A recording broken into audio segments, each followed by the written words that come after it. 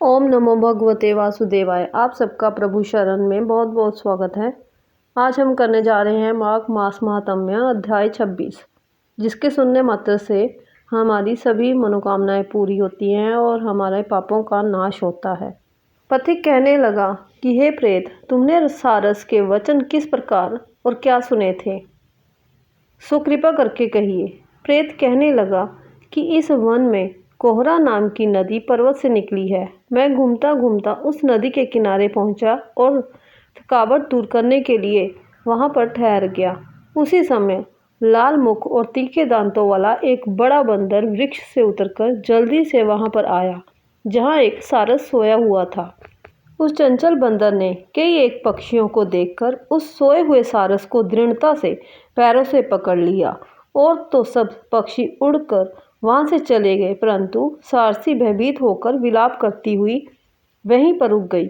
नींद के दूर होने तथा भय से नेत्र खोलकर सारस ने बंदर को देखा और मधुर वाणी से कहने लगा, हे बंदर, तुम बिना अपराध मुझको क्यों दुख देते हो? इस संसार में राजा भी केवल अपराधियों को ही दंड देता है। तुम्हारे जैसे श्रेष्ठ प्राणी किसी को पीड़ा नहीं देते। हम अहिंसक और दूसरों के कर्मों को नहीं देखते। जल की काई खाने वाले, आकाश में उड़ने वाले, वन में रहने वाले, अपनी स्त्री से प्रेम करने वाले, दूसरों की स्त्री को त्यागने वाले, दूसरों की बुराई से दूर रहने वाले, चोरी ना करने वाले, बुरों की संगति से वर्जित, किसी को कष्ट ना देने वाले हैं। सो इस प्रकार मुझ निरपराधी को हे बंदर छोड़ दो। मैं तुम्हारे पहले जन्म के वृतांत जानता हूँ। ये वचन सुनकर वह बंदर उसको छोड़कर दूर बैठ गया और कहने लगा कि तुम मेरे पूर्व जन्म के वृतांत को कैसे जानते हो? तुम अज्ञानी पक्षी हो और मैं वन में घूमने वाला हूँ। सारस कहने लगा कि मैं अपनी जाति की स्मृति के बल से तुम्हारे पूर्व जन्म का सब वृतांत जानता हूँ। तुम पूर्व जन्म में विंध्य पर्वत के राजा थे और मैं तुम्हारे कुल का पूज्य पुरोहित था। तुम राजा होकर अपनी प्रजा को पीड़ा दिया करते थे। विवेकहीन तुमने बहुत सा धन इकट्ठा किया। सो वानर, प्रजा को पीड़ित रूपी अग्नि की ज्वाला से तुम पहले ही तप चुके हो।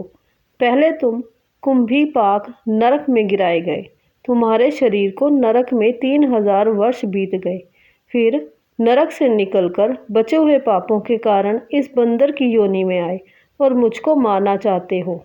पूर्व जन्म में तुमने ब्राह्मण के बाग से लूटकर बलपूर्वक फल खाए थे। उसका ये भयंकर फल हुआ कि तुम वानर और वनवासी हुए। प्राणी अवश्यमेव अपने किए हुए कर्मों को भोगता है, इसको देवता भी नहीं हटा सकते। इस प्रकार मैं सारस का जन्म लेकर भी अज्ञान से मोहित नहीं हुआ। इतनी कथा कहकर वानर कहने लगा कि यदि ठीक ही जानते हो तो बताओ, तुम पक्षी कैसे हुए? सारस कहने लगा कि मेरी दुर्गति का कारण भी सुनो। तुमने नर्मदा नदी के किनारे पर सूर्य ग्रहण के समय बहुत से ब्राह्मणों के निमित्त 100 ढेर अन्न के दान किए थे। मैंने पुरोहिताई के मद से थोड़ा सा ब्राह्मणों को दिया और बाकी सब मैं आप हर ले गया। इन ब्राह्मणों के द्रव्य का अपहरण करने के पाप से मैं पहले कालसूत्र नरक में और फिर रक्त कर्दम नरक में, जहाँ पर बड़े बड़े कीड़े थे और रक्त तथा पीप से भरा हुआ नाभि तक नीचे सिर और ऊपर पैर किए हुए पीप चाटता हुआ उस दुर्गंध वाले नरक में कीड़ों आदि से काटा जाकर 3000 वर्ष तक उस यातना को भोगता रहा। मैं नरक के दुख का वर्णन नहीं कर सकता। फिर नरक की यातना से मुक्त होकर ये सारस का जन्म पाया, क्योंकि पूर्व जन्म में अपनी बहन के घर से कांसे का बर्तन चुराया था। इसको मैंने एक जुआरी को दिया, इसी से मैं सारस योनि में आया। ये मेरी स्त्री पिछले जन्म में ब्राह्मणी थी, इसने भी कांसे की चोरी की थी, इसी से ये मेरी स्त्री और सारसी हुई। ये सब मैंने तुमसे कर्म फल कहा। अब भविष्य की बात भी सुनो। अब मैं, तुम और ये मेरी स्त्री भी हंस होंगे और कामरूप देश में सुख से निवास करेंगे। फिर इसके पश्चात गौर योनि में और फिर जाकर दुर्लभ मनुष्य योनि को प्राप्त होंगे। इसमें मनुष्य पाप और पुण्य दोनों ही कर सकता है। इस प्रकार शिव की माया से ये सारा जगत मोह को प्राप्त होता है। न केवल हम ही, परंतु इस संसार के सभी जीव प्रवृत्ति मार्ग में फंसकर अच्छे और बुरे कर्म करते और उनका फल भोगते हैं। इसलिए सब प्राणियों को धर्म का सेवन करना चाहिए। देवता, असुर, मनुष्य, व्याघ, कीड़े मकोड़े सभी से कंटक रूपी मार्ग नहीं छूटता। केवल वेदांत जानने वाले योगी ही इस मार्ग से बच सकते हैं।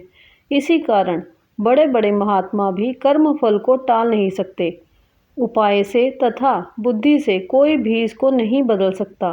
तुम पहले राजा थे, फिर नरक में गए, अब बंदर की योनि में वन में फिरते हो और फिर भी ऐसा ही जन्म पाओगे। ऐसा विचार कर आनंद पूर्वक और धैर्य धरकर विचरते हुए काल की प्रतीक्षा करो। तब वानर ने कहा कि पहले जन्म में मैं तुम्हारी पूजा करता था, अब तुम मुझको प्रणाम करते हो। तुम जाति के स्मरण से मेरे पूर्व जन्म के वृतांत को जानते हो। आनंद पूर्वक रहो, तुम्हारा कल्याण हो। तुम्हारे वचनों को सुनकर मैं मोह रहित होकर वन में विचरूंगा। प्रेत कहने लगा कि हे पथिक, मैंने नदी के तट पर बंदर और सारस का ये संवाद सुना, तब मुझको बोध हुआ और मोह तथा शोक का नाश हुआ। इस तरह माघ मास महात्म्य अध्याय 26 का समापन हुआ। हमें हमेशा अच्छे कर्म करते रहना चाहिए। कोशिश करें कि हमसे कुछ भी गलत ना हो, क्योंकि अच्छे और बुरे कर्मों का फल हमें यहीं पर भोगना पड़ता है। जय जय श्री राधे श्याम, जय जय श्री राधे श्याम।